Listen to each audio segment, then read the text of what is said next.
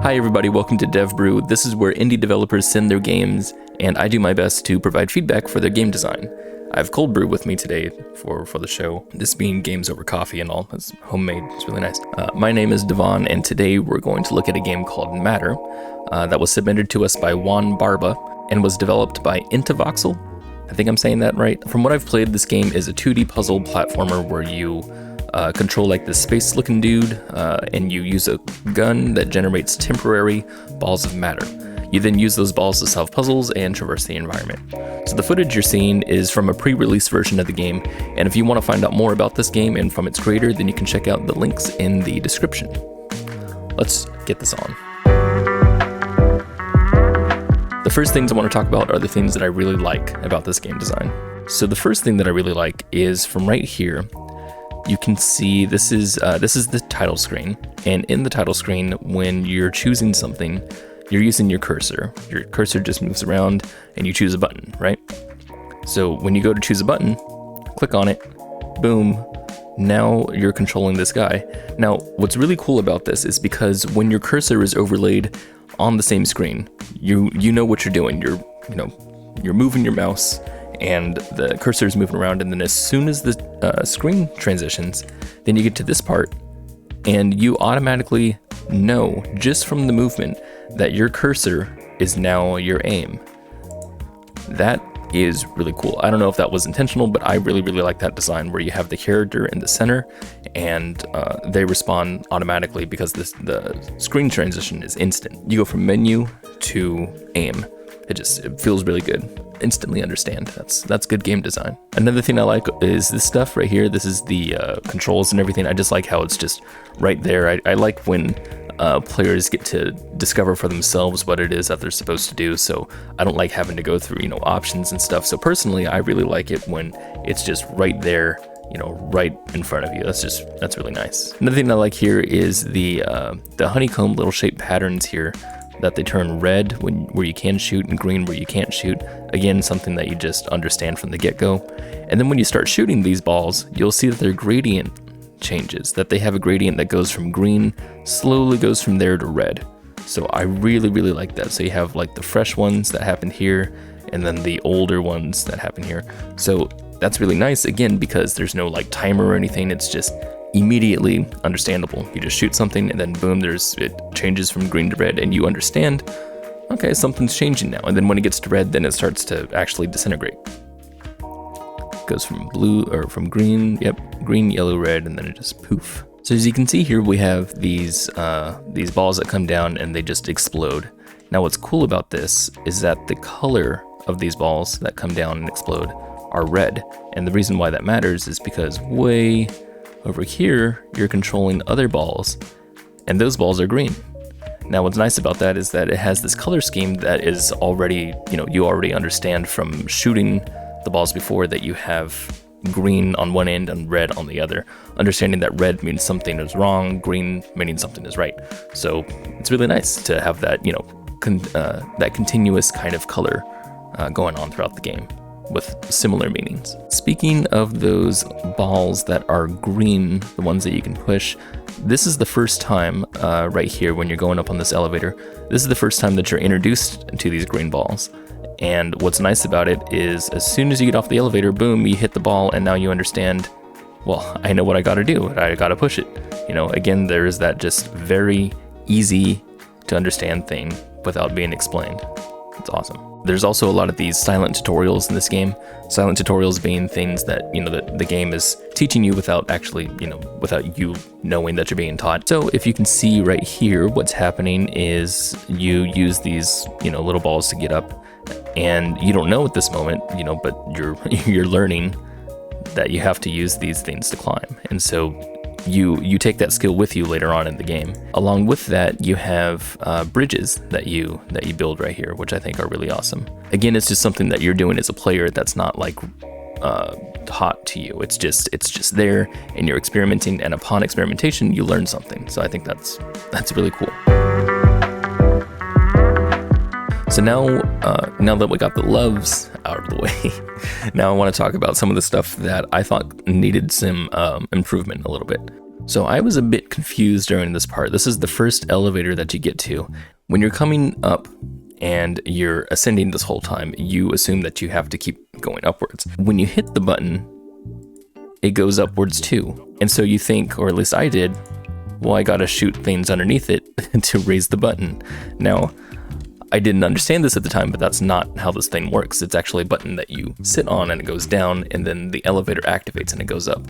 But because this whole thing, again, has you're going upward and this button is here and the button can float up and down, when you're hitting your head on it, and this whole level is being shown that you have to go upwards, you know, there's this large shaft here, it makes it seem as if you're supposed to raise that button. It's something to keep in mind, that you might be accidentally leading the player into certain areas to do certain things that you probably don't want them to do. Next is, so when you get to this part here, you're trying to control one of these balls you're trying to control it to make sure it doesn't explode. And what you do is you get this ball down here, but if you see on the left side here, there is a little divot, and this little divot goes into the water. Now, I think what the designer was trying to do was, at this point, the ball can go over there because it'll reset the challenge, meaning that the ball that you're trying to get over here, say like you got it stuck or something like that, you just push it over there and now, you know, you can reset the challenge. But the ball just kind of stays right there. I mean, you have to like jump onto it. And when you jump onto the ball at this point, you just die. So I don't know if that was intentional or not. It seemed kind of weird to me. So another part that I thought maybe could use a little work or something like that is right here. You have to forgive this little black square that I have going on at the bottom here. This is just nothing. Anyway, so what's going on here in the game is you come over to a gap, and this gap has, again, you can't see because of the stupid black square, but this vine is going downward the whole time. When you're looking across, you build a bridge like you did with all the other gaps, and then you come to this part where it's just a bunch of rocks in the way. Now, it doesn't look like there's any real way to get those rocks out of the way, so I think after that you try to figure out, well, maybe I should try to go downward. I don't know. Now, I think what the designer again was trying to do here was subtly hinting that the player has to go downward because this goes all the way down, and I imagine that's what they were trying to do, was trying to hint to the player, you have to go down at this point. But to me, it kind of felt kind of weird because what it's telling me is that some of the gaps are explorable while others will just kill you. Because there's not a separator there, it seems kind of strange. You know, why should I trust this gap? And it's not, you know, it's not something that you sit there and you think about, but it's like an instant decision that's in your head. So for example, like earlier when you build bridges to get across, you know, all these little gaps, you're teaching the player at this moment that gaps are to be avoided. And then you teach the player this moment right here with the vines that some gaps shouldn't be avoided. I felt like there was a bit of inconsistency there, that's all. And now I want to talk about some things that I wasn't sure was intentional or not. So for example, in this part of the game where there are some red balls going down here, I saved this one from being exploded. And now it doesn't respawn anymore. Now I'm pretty sure this is intentional because you utilize this kind of move later on, but it happens to all the explosives. So as you can see right here, I trapped one of these red balls on accident right there. So now that it's there, it doesn't respawn anymore. So now this might be a design flaw because I can just climb up the left side here without, you know, worrying about any of the explosives coming down. So again, I don't know if that was intentional or not, but it was odd. So something else that I thought was really cool, but I'm not sure was intentional, was this grid here, which I know the grid was intentional, obviously, but in the grid, you can't shoot any of your matter balls, which is pretty cool. But how I found that out was in the beginning, when they introduced the grid, there's this point right here where you have a little ball here, and I just immediately wanted to shoot it, and upon shooting it, I found out that I couldn't shoot any. So I thought that was really cool. I'm not sure if it was intentional, but I liked that a lot. So the puzzle that took me by far the longest part in this game was this one, where you had to get one of these green balls from the left side to the right side. And I ended up doing it by kind of chance right there, where I just kind of got fed up and I just shot a lot of these little matter balls. I'm not saying that this is any kind of design fault. It's just, it was tough for me to understand what they wanted me to do, I guess. I don't know. Just me being me on there. Yeah. Take that for what you will. I didn't play a ton of this game. I got to the part with the lasers, you know, right here. But it made me think this next respawn point right here, I just get hurt when I respawn. And I'm not sure if that's intentional. I thought that was really strange, just a really strange thing to do. Again, that might have been just me.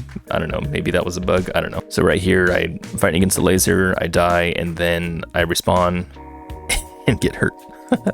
And that happened every time that I respawned at that point.